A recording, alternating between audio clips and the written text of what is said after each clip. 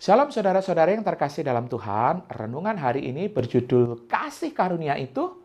Bahan bacaan kita terambil dari Kitab Kejadian 12 sampai dengan 15. Pengharapan dalam hidup ini dan yang akan datang tidak ditemukan dengan usaha pengejaran Anda akan Tuhan, tetapi dalam kasih karunia-Nya yang memilih dan membuat perjanjian dengan Anda.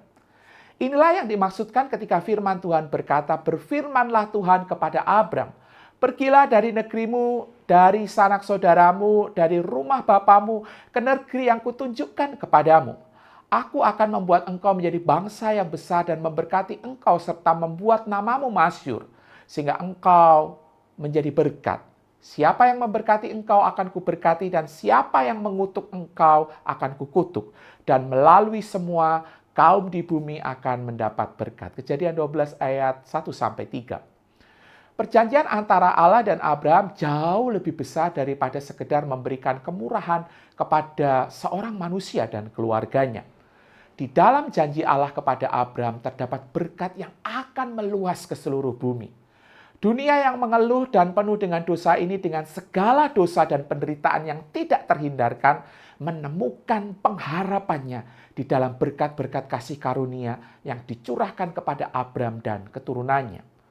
Anda mungkin bertanya, apa kaitan yang terjadi dengan Abraham ini berkaitan langsung dengan hidup kita hari ini? Paulus menjelaskan hal ini ketika ia menghubungkan Abraham dengan Kristus. Janji-janji yang diberikan Abraham adalah milik semua orang yang dipersatukan dengan Kristus oleh kasih karunia melalui iman. Hari ini pengharapan Anda sebagai seorang ibu atau ayah, suami atau istri, orang muda atau orang tua, pria atau wanita, anak atau remaja, pekerja atau bos, teman atau tetangga, tidak ditemukan di dalam posisi, kedudukan, uang, prestasi, keluarga, atau talenta Anda.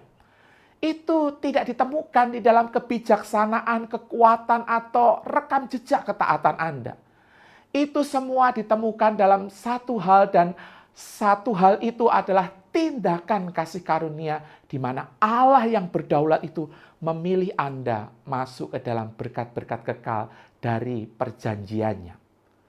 Saudara dan saya perlu sadar untuk tidak akan pernah bisa mencapai kelayakan atau mendapatkan kemuliaan dan kasih karunia di meja perjanjian Allah yang kekal.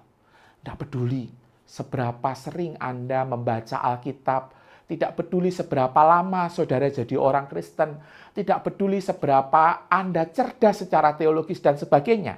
Ingatlah, Anda dan saya memiliki pengharapan sekarang dan kekal hanya karena Allah telah memilih untuk memasukkan saya dan Anda ke dalam perjanjian yang Dia buat kepada Abraham. Mari kita rayakan anugerah yang luar biasa itu sekarang sampai selama-lamanya. Amin.